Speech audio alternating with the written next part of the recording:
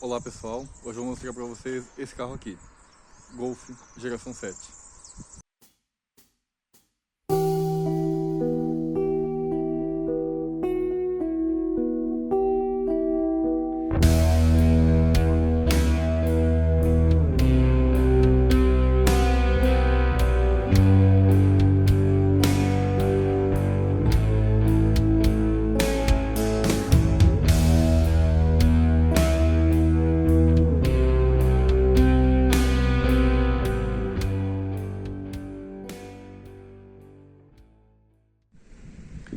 Essa aqui é a 7ª geração do Golf.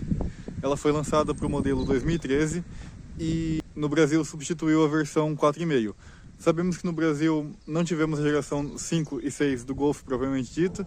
Tivemos o Golf 4 e depois tivemos um facelift na mesma carroceria. E a partir de 2013, com o lançamento desse carro aqui, o Golf brasileiro era da mesma geração que o Golf europeu. Então vamos ver esse carro, começando pela chave. É uma chave bem normal, apesar dela ser um pouco diferente das gerações passadas. Ela tem um estilo um pouco diferente, mas é uma chave canivete normal, com 3 botões, um para trancar, o outro para destrancar e o outro para destrancar o porta-malas. Temos também aqui um LEDzinho que indica o funcionamento da chave. Aqui na maçaneta, igual é com muitos outros Volkswagen, nós não temos aqui o buraco da chave visível. Ah, mas e se acabar a bateria, e se eu tiver que entrar no carro com a chave? Não se preocupem, esse carro tem bocal de chave igual qualquer outro carro. Basta tirar essa parte de plástico aqui, que ele vai estar logo por baixo. Então, isso não é uma preocupação. Eles fizeram assim simplesmente para ficar mais limpo, né? O design mais bonito. Vamos ver como é que é o Golf por dentro.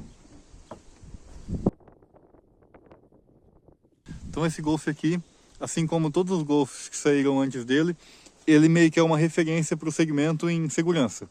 Então, nesse carro temos um airbag aqui, um para o passageiro, um para cada banco da frente, os airbags de cortina e um airbag de joelho. Então, são 9 airbags. Além disso, obviamente, é um carro que tem solda laser.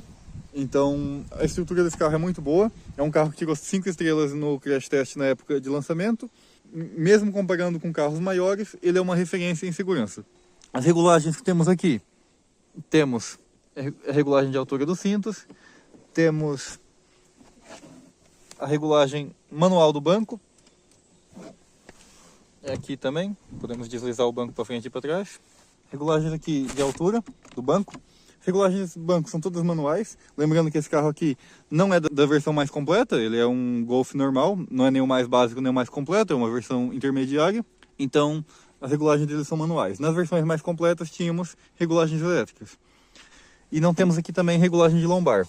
Esse carro não tem regulagem lombar nem mesmo manual. Da mesma forma que no volante temos regulagem manual, mas ele tem regulagem de altura e de profundidade. É uma regulagem bem completa, ainda que seja manual, é uma regulagem que se espera para esse segmento de carros, né? Aqui no interior temos já o que se espera de Golfs, desde a geração 4 é assim, temos um painel soft touch, assim como aqui no forro de portas também é acabamento soft touch. E aqui temos um tecidinho, aqui temos os 4 vidros elétricos, aqui obviamente o botão para desativar os controles traseiros, é uma trava de crianças, né? Os vidros são todos automáticos, tanto para descer quanto para subir. É aquele típico interruptor da Volkswagen que tem 2 estágios. Se você aperta um pouquinho, ele para quando você solta. E se você apertar até o final, ele abre totalmente. E mesma coisa para fechar. Nesse carro também temos retrovisores elétricos. Então você pode rodar aqui para escolher o retrovisor que se regula. Lembrando que ele tem uma regulagem sincronizada. Então quando você escolhe o lado esquerdo, o lado direito se mexe junto com ele. Que a ideia é você primeiro regula o esquerdo, daí você muda para o direito para fazer uma regulagem mais fina. No zero, obviamente, ele não regula nenhum deles. E aqui embaixo você ativa o desembaçador do retrovisor.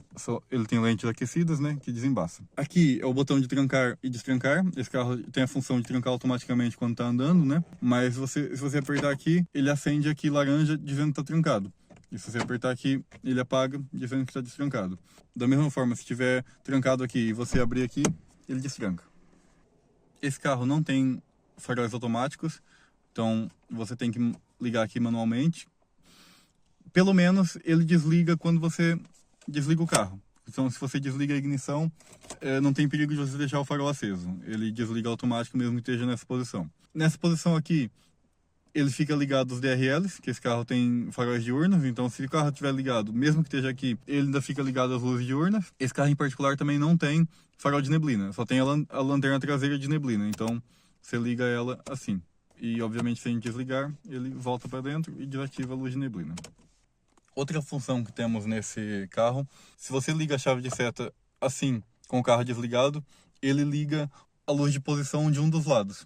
Então, você pode deixar a luz do lado esquerdo ligada ou do lado direito, mesmo com o carro desligado, para sinalizar que você está parado. Isso aqui na Europa tem um certo uso, muitos carros têm isso, que é simbolizado por isso aqui. E outra coisa interessante também é que ele tem tudo descrito. Então, se você está com o farol ligado e está no meio, ele está na posição normal. Se você traz aqui, você acende uma vez o sinal de luz. E se você leva para cá, você acende a luz alta. Lembrando que ele volta sempre para o meio. Então você coloca aqui a luz alta, ele volta para o meio, mas fica a luz alta ativa. Da mesma forma, temos aqui a chave do limpador de para-brisas.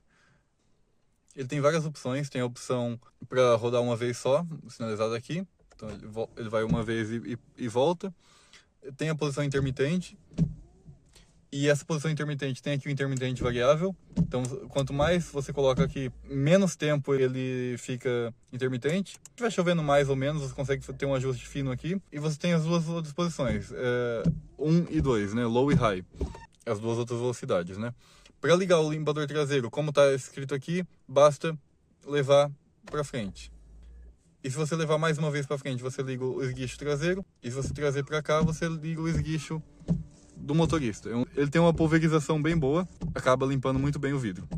Lembrando que esse carro aqui não tem sensor de chuva. Se ele tiver sensor de chuva, o que é um intermitente variável para esse carro seria a regulagem de sensibilidade do sensor de chuva. Então, quanto mais para cá tivesse, mais sensível seria o sensor de chuva. Da mesma forma que ele não tem sensor de chuva, ele tem aqui esse espelhinho aqui normal, ele não é fotocrômico nem nada. Você regula a posição dia e noite assim, e a regulagem dele obviamente é manual também. Aqui você tem espelhinhos de vaidade, só que eles não são iluminados. Você teria que ligar aqui a luz de leitura se você quisesse ver no espelho à noite. Da mesma forma, temos aqui, ele tem a tampinha, mas não tem iluminação. Temos alça de teto para todos os ocupantes, inclusive para o motorista. Uma coisa que alguns Volkswagen estão poupando nisso, né? O que é um absurdo, mas aqui temos para todos. Temos também essa luz dianteira aqui. Aqui você liga as duas. Aqui você liga a de leitura do lado passageiro. Aqui você desativa ela ao abrir as portas. O normal é ela ligar quando a porta está aberta. E aqui você controla a traseira. Se você apertar aqui, a luz traseira acende. Obviamente, você aperta aqui, ela apaga. Aqui temos o painel do Golf. Esse carro é a diesel, então temos aqui até 5.000 RPM. Ao ligar o carro, ele faz essa varredura no painel. Isso aqui foi ativado pelo VCDS, mas é possível ativar em todo o Golf 7. Se o seu não tem, dá para ativar. E para ligar o carro, você precisa pisar na embreagem. Se você tenta ligar sem estar com a embreagem pisada, mesmo que o carro esteja em neutro, ele mostra aqui que você precisa de acionar a embreagem. Acionando a embreagem, basta você rodar a chave uma vez que ele liga até pegar. Pegou, tá aqui na marcha lenta. Esse motor é a diesel, né? Então ele roda só até 5.000. Aqui temos o nosso velocímetro, marca até 260. Temos aqui o nível de combustível. Inclusive ele tem uma flechinha para mostrar o lado que é o bocal de abastecimento. Aqui temos a temperatura de líquido de arrefecimento. E aqui temos um computador de bordo. Temperatura ambiente, trip, né, que podemos fazer reset dela aqui, quilometragem parcial, e a quilometragem total desse carro atualmente está 97.238. Para um carro a diesel, isso é muito pouco, é um carro relativamente pouco rodado. Esse computador de bordo, podemos mexer nas funções dele por aqui.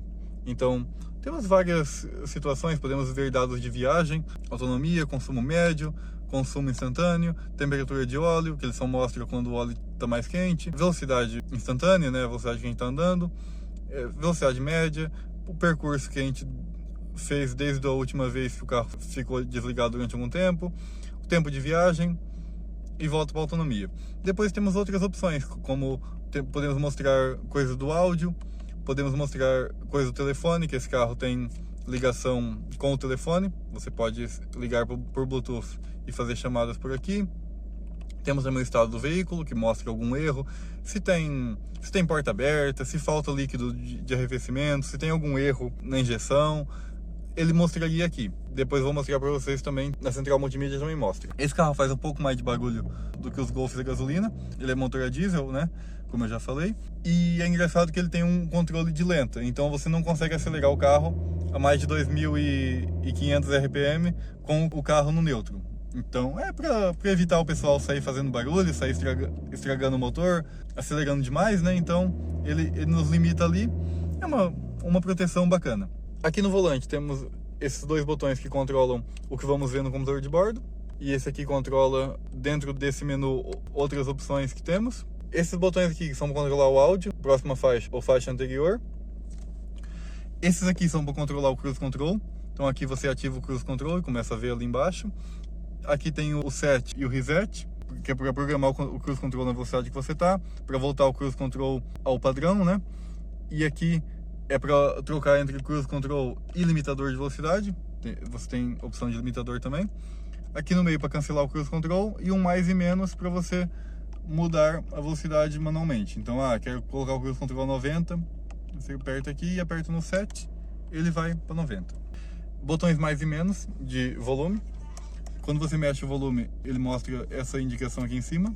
E lembrando que esses botões não funcionam com o carro desligado. Você tem que estar com a chave ligada para esses botões funcionarem.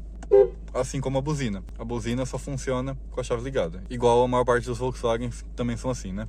Esse volante é um volante revestido por couro e ele tem base reta. Eu não sou o maior fã de volantes de base reta, eu acho um pouco boy racer, mas fica legal, vai. É um toque bacana. Acaba dando mais espaço aqui para a perna mexer. Aqui temos um câmbio manual de 5 marchas. Um câmbio muito bom de engatar. Não seria de outra forma, né? Esse aqui é um Volkswagen e, assim como a maior parte dos Volkswagen, tem um câmbio muito bom de engatar. Muito preciso também. É difícil você errar a marcha nesse câmbio. Entra com muita facilidade, muito bom. Temos aqui um botão de desativar o Start-Stop. Eu já expliquei em outros carros que tinham Start-Stop. Quando o carro é manual, isso aqui funciona da seguinte maneira. Se você para o carro, ou tá assim, 5 por hora, uma velocidade muito pequena, e coloca o carro no neutro e tira o pé da embreagem, se o carro estiver na temperatura de operação, se estiver tudo bem, ele vai desligar o carro automaticamente. Pisou na embreagem de novo para voltar a engatar, ele já liga novamente, já roda ali o motor de arranque e você já ligou. Eu, como muitas pessoas, não sou o maior fã de start-stop, mas na minha opinião, no carro manual ele funciona muito bem, porque você controla ele pela embreagem, basicamente. Então, se você pisar na embreagem, ele liga o carro, basicamente. E ele só vai desligar o carro se você colocar no neutro e soltar a embreagem. Então, é mais ou menos controlado. De qualquer forma, se você não gostar, você pode, ao virar a chave, apertar aqui, que você desativa o start-stop. Ó, o sistema start-stop está desativado. Obviamente, você tem que fazer isso toda vez que você liga. É uma função de economia de combustível, né? E a Volkswagen achou que era bom ter isso sempre ativo. Então, toda vez que você não quiser start-stop, você tem que desligar aqui depois que ligar o carro. Esse carro aqui, como é um Golf fabricado na Alemanha, ele tem freio de mão eletrônico. Não tem aquele freio de mão normal aqui, freio de mão eletrônico. Para soltar ele, você tem que apertar no freio e apertar para baixo. Aí o freio de mão tá solto. E se você puxar, trava o freio de mão. Se você puxar isso aqui com o carro andando, você vai ativar o freio de emergência, em que ele freia nas 4 rodas com ABS, então não dá para sair derrapando, não dá para você travar só as rodas de trás com o carro em movimento. Ele visa segurança, então não dá para você fazer igual você faria num carro com freio de mão manual, né? Temos aqui a opção também de auto hold. Com essa opção, se você ativa aqui o auto hold, o carro segura o freio enquanto você está no neutro, para você ter mais controle de saída. Então esse Golf aqui tem câmbio manual de 5 marchas. De 6 marchas é melhor, eu concordo. O câmbio manual de 6 marchas, para você andar em velocidades mais altas na rodovia, realmente torna o carro mais confortável e mais econômico. Mas, pensando num carro urbano, esse de 5 marchas não faz diferença nenhuma. O uso urbano é a mesma coisa, você vai ter exatamente o mesmo consumo. E em termos de velocidade máxima, exatamente a mesma coisa também, ok? Porque a 6ª marcha nesses carros com motor mais pequeno realmente não tem força para acelerar, né? Então é mais para economia mesmo. Para engatar ré nesse câmbio, basta colocar a alavanca para baixo e trazer aqui à esquerda da primeira. Quando você engata ré, aparece aqui informações do Park Pilot, né, que é do sensor de estacionamento. Esse carro tem sensor de estacionamento atrás e na frente, então se você estiver chegando perto de alguma coisa, essas luzinhas aqui vão acender, mostra a sua proximidade com as coisas. Muito bom, né? Esse carro em particular não tem câmera de ré, mas tem esse sistema de sensor de estacionamento. Aqui temos um porta-objetos, temos alguns porta-copos aqui embaixo, temos 2 porta-copos e aqui podemos fechar. Aqui temos outro porta-objetos, que em alguns carros aqui tem um cinzeiro, nesse carro não, são porta-objetos mesmo, dá para você guardar um telefone aqui. Ele é razoavelmente fundo para isso, inclusive você pode ligar o telefone aqui por USB e deixar ele carregando. Temos também esse pequeno porta-objetos aqui, que isso aqui é para guardar alguma chave, algo assim. Aqui temos uma tomada de 12 volts ou um isqueiro. Aqui temos o encosto de braço, que ele vem para frente ou para trás. E ele também você pode deixar ele levantado. Para você baixar, você tem que levantar de tudo e baixar. Levantando aqui de tudo, também temos aqui um porta-objetos bem fundo, dá para você guardar algumas coisas nele, né? Quase que com um segundo porta-luvas, né? Quase todo carro hoje está vindo assim. Da mesma forma, você tem porta-objetos nas portas. São porta-objetos bem grandes. Cabe aqui uma garrafa d'água de 1,5 litro, bem prático mesmo.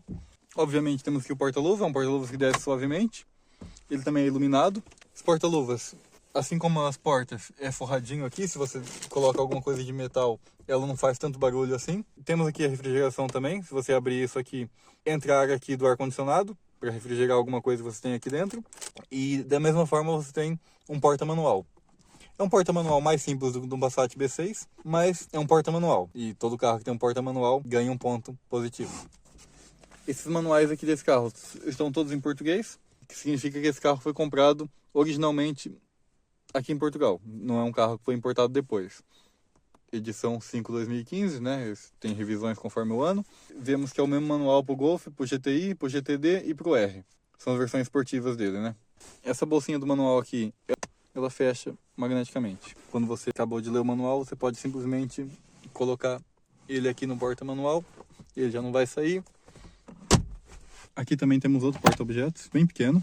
Tem aqui um suporte para cartão SD, mas é só para guardar. O rádio não lê o cartão SD daqui, basicamente. O verdadeiro leitor de cartão SD está aqui.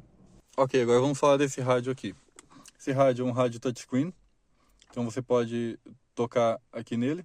É uma tela relativamente pequena, mas para a época do carro, 2015, começavam a ter multimídias mais interessantes nos carros, né? Isso aqui foi uma das primeiras que era de série, basicamente. Podemos ver vários menus, então esse aqui é o menu do rádio.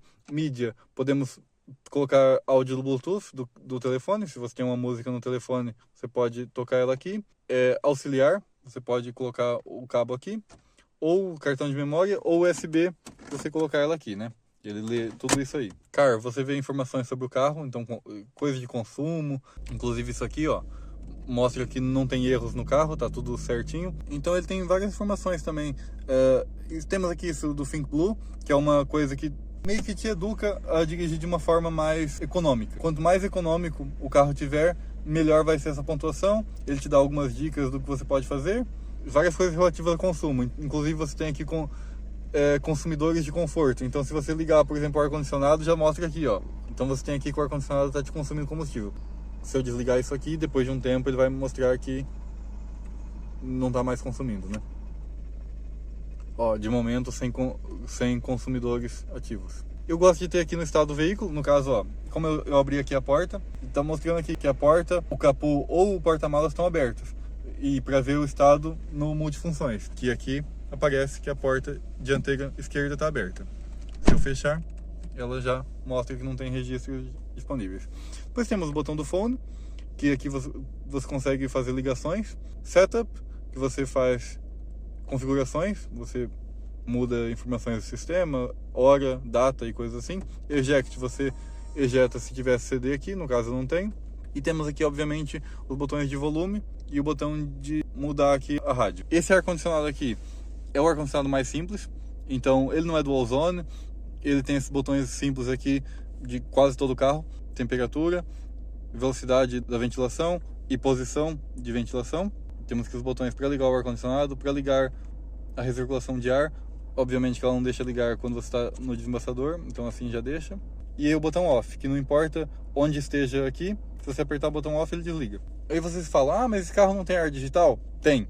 Apesar dele ter isso aqui, esses botões são todos levinhos. Isso aqui é tudo eletrônico, não tem nenhum cabo puxando, abrindo e fechando saídas de ventilação, né? É tudo eletrônico. Então, isso aqui é digital, apesar de não parecer. Vamos ver como é que é o espaço traseiro desse carro. Bom, aqui no banco traseiro tem o que a gente espera, ou seja, encosto de cabeça para todos os ocupantes. Temos aqui cinto de 3 pontos também para todos. O que não temos é aqui o encosto de braço. Mas é uma coisa de conforto, né? Não é uma coisa de segurança, então dá para relevar. Nesse carro temos também Isofix. Ele tem tanto Isofix como Top Tether. Então, na traseira do banco tem também Top Tether. Então, você tem opção tanto de Isofix como Top Tether. Você tem um airbag aqui também. Você tem airbags laterais para os passageiros de trás. Então, no total, esse carro terá uns 11 airbags. Vamos sentar nos bancos de trás e ver como é que é o espaço. Em termos de espaço de cabeça, é bom. Não bate em nada, tá bem tranquilo. O espaço para pernas também é bom. Você não fica apertado. Lembrando que eu tenho 1,87 m, né? Mas esse banco está regulado para minha posição de conduzir. E aqui atrás, tô assim. Ou seja, dá para viajar aqui por longos períodos, tranquilamente. Não vou sentir falta de espaço. Uma coisa que as pessoas reclamam um pouco no Golf é que o acabamento aqui é plástico. Então, apesar de lá na frente ser soft touch, nas portas da frente, o acabamento da porta de trás é plástico. Pelo menos aqui o tecidinho é igual ao de lá. O tecido, essa parte aqui de segurar a mão, é tudo bem feito, tudo igual ao da frente. Só tivemos essa pequena poupança de custo, que aqui em cima é plástico. Nessas versões normais eu não acho tão mal assim. Nos Golf GTI, GTD e Golf R, realmente faz falta um materialzinho melhor aqui. Mas isso aqui, no fundo, se você se importar com isso, você compra um carro de um nível acima. Você compra um Passat, por exemplo, né? Para o segmento de médios, tem carro que lá na frente não é soft touch, né? Então isso aqui tá bom até demais. Aqui também temos saída de ar-condicionado para os passageiros traseiros. Você pode abrir e fechar aqui e pode direcionar o ar para o lado que você quer.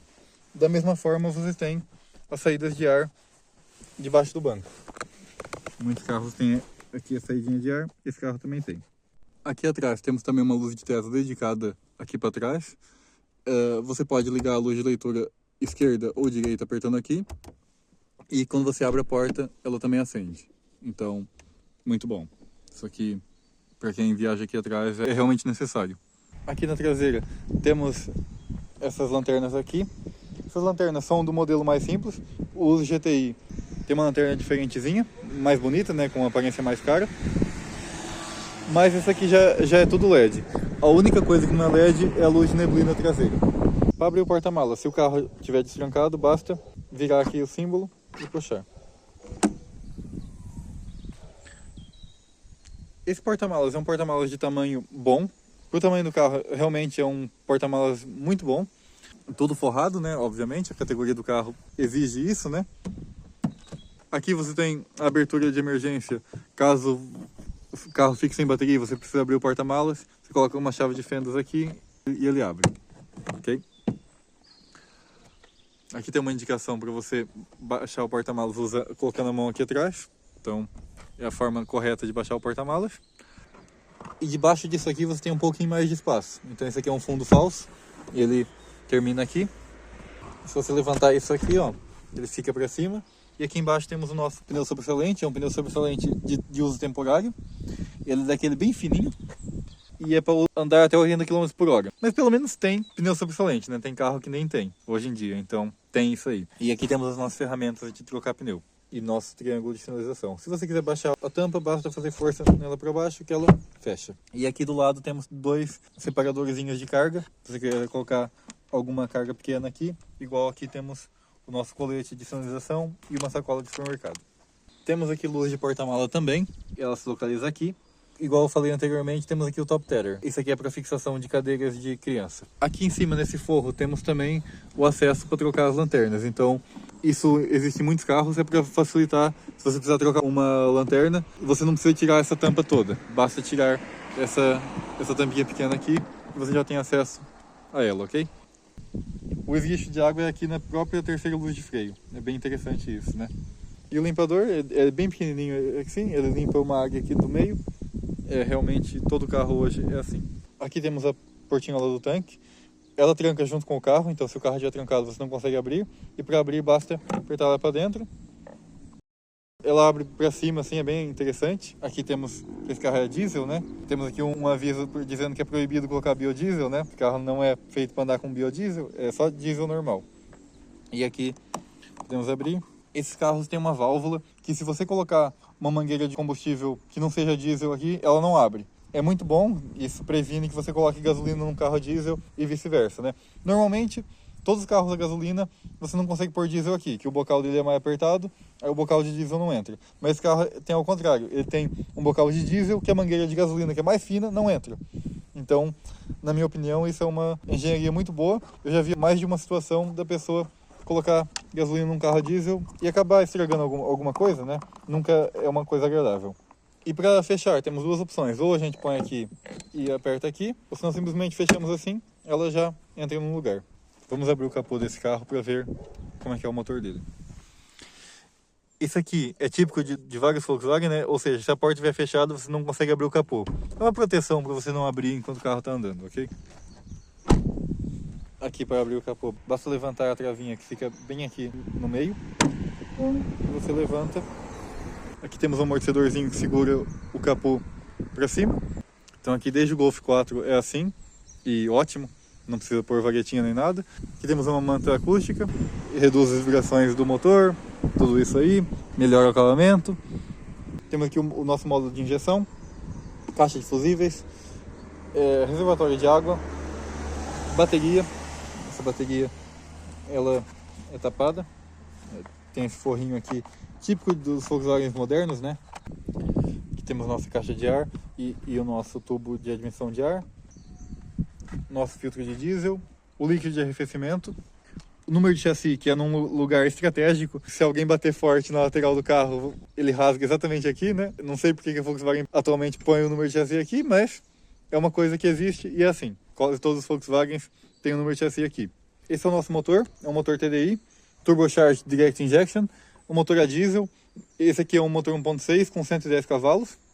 Eu vou colocar os números aí, o impressionante desse motor é o torque. E apesar de que muita gente possa pensar, esse carro não é manco assim. 110 cavalos pode parecer pouco, mas no motor a diesel que tem mais torque, para um uso normal, é um motor que atende muito bem. Obviamente que a versão 2.0 diesel e a versão GTI andam muito mais que essa. Mas estamos falando de um motor que tem como principal objetivo uma economia de combustível, né? E essa tampa pode ser simplesmente levantada.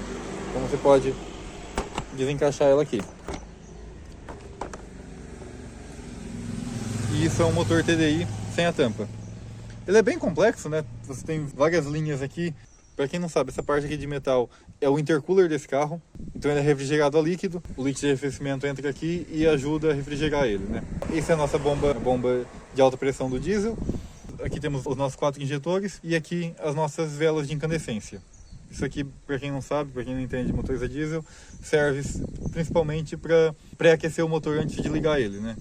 Porque o diesel não é tão inflamável a baixas temperaturas como a gasolina, então ele precisa de pré-aquecer quando o motor está muito frio, né? Esse é um motor relativamente confiável. Ele é semelhante ao da geração anterior, do Golf. Ele tem algumas melhorias de eficiência em comparação à geração anterior dele, né? Mas é basicamente a mesma coisa do 1.6 TDI do Golf 6.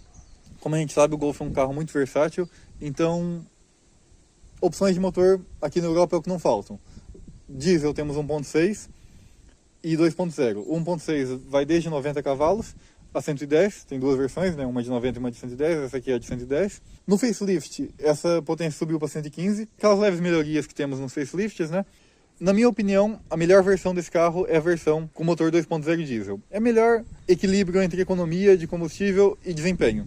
Mas, se você quiser só economia de combustível, se isso for o seu foco, se você quer um carro para usar todos os dias, para ir trabalhar, para ir para todo lugar, esse é o motor mais econômico que você vai encontrar num Golf 7, ok? Depois a gasolina temos desde 1.0 até 2.0. No Brasil mesmo você tem 1.0, 1.4, 1.6 e 2.0, cada uma com mais ou menos potência, né? É mais ou menos isso aí. Temos aqui também o número de chassi nessa janelinha do vidro aqui. Bem interessante. Muitos carros têm isso, né? E aqui podemos ver como é que funciona essa tranca de capô. Você aperta aqui e ela mexe para o lado, permitindo você levantar o capô, né? Para baixar o capô, basta deixar ele cair. Uma coisa que eu sempre gostei nesse Golf 7 é esse acabamento do friso central que vai até aqui. Na versão GTI esse friso é vermelho e na versão GTE ele é azul, né? Então tem essas diferenças óbvias de versão. E esse carro tem vários faróis diferentes. Esse aqui é o farol xenon. E temos aqui também o lava-faróis dele. Nos carros que tem farol xenon é obrigatório, né? Se ele não fosse farol xenon, ainda assim existiriam outras duas opções de farol. Uma parecida com essa, só com lâmpadas normais. E a outra mais redonda, mais simples, semelhante ao do Polo. Esse farol mais simples não tem o friso aqui, ok? Então, pessoal, vamos andar com o Golf e ver como é que é. Pessoal, realmente eu sou uma pessoa um pouco parcial para falar de carro alemão e para falar de Golf em especial. O Golf para mim sempre foi um carro que me dava ideia do que era um carro de nível superior. Muita gente fala que esse interior desse Golf, por exemplo, é o interior de um carro que seria bem mais caro se fosse qualquer outro carro. Então, ele é um carro que te mostra o nível acima, te dá um sabor do nível acima, né? Sinceramente, é muito difícil falar mal de Golf, na minha opinião. É um carro que te traz um desempenho bom, um consumo bom, um freio muito bom. Essa versão aqui, em específico, é uma versão a diesel, a versão 1.6 TDI, tem 110 cavalos, mas esse motor tem bastante torque. Então, ele responde bem em baixas rotações, ele tem um desempenho perfeitamente adequado. Óbvio que se você vem de um carro de performance, se você vem de um carro que foi feito para ser rápido, obviamente você vai achar que esse carro é um pouco lento. Você não vai encontrar um carro desse nível aqui com consumo melhor, entendeu? Eu já fiz alguns vídeos sobre um Golf 4 que eu tinha, que realmente era um dos carros, principalmente pro nível de preço dele, era praticamente imbatível. Em questão de confiabilidade de motor, é um carro muito bom. E essa geração de Golf aqui não é diferente. Esse Golf 7 realmente é outro nível. Coisas que daria para reclamar desse carro aqui. Bom, o forro de porta traseiro não é soft touch. Nessa versão em particular não temos ali o encosto de braço do banco traseiro. Mas você está vendo que são pontos tão pequenos que realmente dá trabalho de encontrar defeitos num Golf. É um carro com um estilo muito limpo, um estilo muito inofensivo. Ninguém vai olhar, que carro fenomenal. Não, o pessoal vai olhar, é mais um Golf. Principalmente aqui na Europa, que você vê muitos desses carros, realmente é só mais um Golf. Não é aquele carro que tem um estilo matador, que você olha e fala, nossa, que carro bonito. Mas da mesma forma, é um estilo que vai envelhecer bem, é um estilo sem classe, basicamente. Uma pessoa que tem um dinheiro para comprar um carro muito bom, que tem um dinheiro quase ilimitado para comprar carro, mas quer um carro mais pequeno, que carro que eles compram? Compram um Golf. Da mesma forma, uma pessoa que quer um carro mais econômico e desse tamanho aqui, um carro relativamente confiável, compra um Golf. Então, esse carro aqui, até um tempo atrás, era um dos carros mais vendidos da Europa, e não é à toa.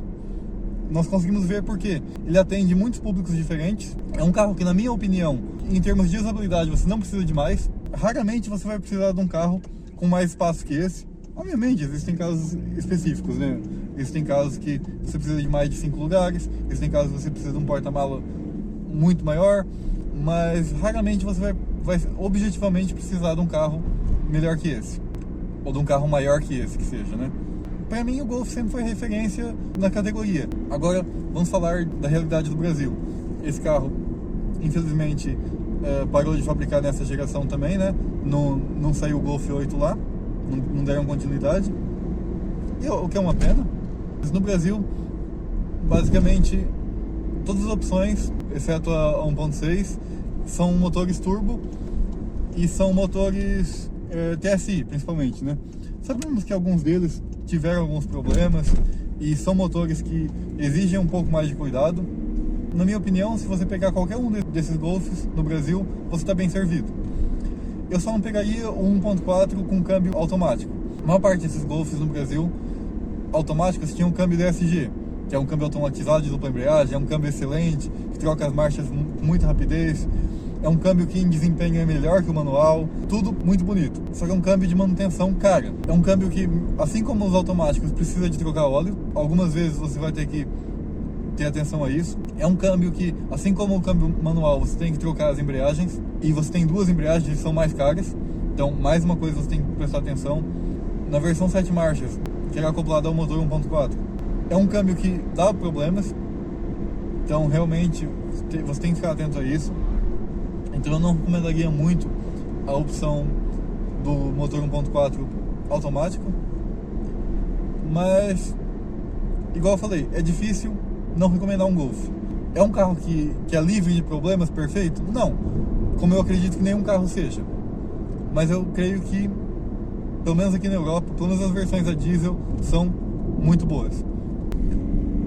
Vamos falar também de uma coisa que muita gente se preocupa: a suspensão traseira. Então, nos Golf 5 e 6, tínhamos suspensão traseira multilink em todas as versões. Ótimo. Mas nessa versão 7, o que eles fizeram? As versões com 122 cavalos ou mais têm suspensão multilink. E as versões com menos de 122 cavalos têm suspensão traseira de eixo de torção. Minha opinião, num carro igual esse aqui, num carro com 110 cavalos, que tenha a proposta de ser mais econômico, de ter a manutenção mais barata, você realmente não sente a diferença. Não é uma diferença que você fala, nossa, o outro era confortável e esse aqui é duro. Você não sente. Talvez se você levar o carro ao limite da performance ou numa pista, a multilink vai ser melhor, com certeza. Mas na versão 1.6 TDI, é difícil você chegar numa realidade em que haja diferença notável entre as suspensões. Então, não é uma coisa que eu me preocupo tanto. Ah, é mais legal multilink? Sempre. Sim. Meu outro carro é uma Mercedes. Eu adoro a suspensão independente. É uma das coisas que eu mais gosto num carro, é o fato de ele ter suspensão traseira independente. Mas temos que entender a proposta de cada carro. E num carro com essa proposta aqui, de ser um carro confortável, de ser um carro seguro para você pegar horas e horas de estrada nele, realmente não vejo grande diferença ser multilink ou não. No Brasil, sabemos que temos versões desse carro que vieram da Alemanha, versões que vieram do México e versões que vieram do Brasil. Eles têm pequenas diferenças de acabamento. Os únicos que têm freio de mão eletrônico são as versões alemãs. Se eu não me engano, a versão mexicana e a versão do Brasil tem o freio de mão normal, no caso, né? Tem o freio de mão de cabo. Como é que você identifica se ele é alemão, mexicano ou brasileiro sem saber nada? Você olha o número de chassi. Se começar por W, é alemão. Se começar por 3, é mexicano. E se começar por 9, é brasileiro. Simples assim. Não tem muito mais que ver que isso. Entendeu? Se você quer porque quer um carro que seja alemão, quer porque é um carro que seja brasileiro, por qualquer razão, você pode ver no número de chassi. Esse carro aqui ainda é antes do facelift, ele é 2015. Mais ou menos um ano depois, saiu uma versão com algumas diferenças. No facelift tinha a opção de painel digital. Eu pessoalmente acho bacana, sim, mas não é uma coisa que me chama tanta atenção assim. Eu gosto de painel de ponteiro do mesmo jeito. É aquelas melhorias óbvias que acontecem, né? Aumenta o tamanho da multimídia, algum motor ganha um pouquinho mais de potência, ganha algum tipo de acabamento, perde algum opcional e por aí vai. Existem diferenças notáveis por fora, então você sabe se o carro é facelift ou não, mas diria eu que não tem grande diferença. Você não vai ficar muito mais feliz com o Golf facelift ou normal. E os facelifts são conhecidos como 7,5, então tem isso. Golf 7 e 7,5. Esse aqui é o 7. Então, na minha opinião, o Golf é isso. É um carro que tem um refinamento de carros de nível acima, e sendo assim ele entrega muito pelo preço que custa. Você vai pegar um Focus, que é um carro excelente, ele não vai ter o mesmo refinamento que o Golf tem. E se vocês acham que eu estou brincando, vocês acham, você está exagerando porque você gosta de Golf, existe um carro que eu gosto mais do que Golf, que é os Mercedes. A Mercedes W205, a classe C, dessa geração recente, ela teve que ser atrasada porque os engenheiros estavam procurando forma de deixar o interior dela tão bom como o do Golf. Estamos falando de Mercedes classe C, que é um carro pelo menos 2 níveis acima do que o Golf. Foi um carro que o interior dele teve que voltar a ser pensado, porque uma das pessoas responsáveis pelo carro entrou num Golf 7 e achou que o interior do Golf 7 fosse melhor do que o deles. Pra vocês verem o nível. Só isso. Só a Mercedes se impressionou com o nível de acabamento do Golf 7. Se você levar tudo em consideração, eu acho que o Golf é um dos melhores carros que se podem comprar hoje, ok? Então, pessoal, basicamente é isso. Muito obrigado por assistirem e até um próximo vídeo.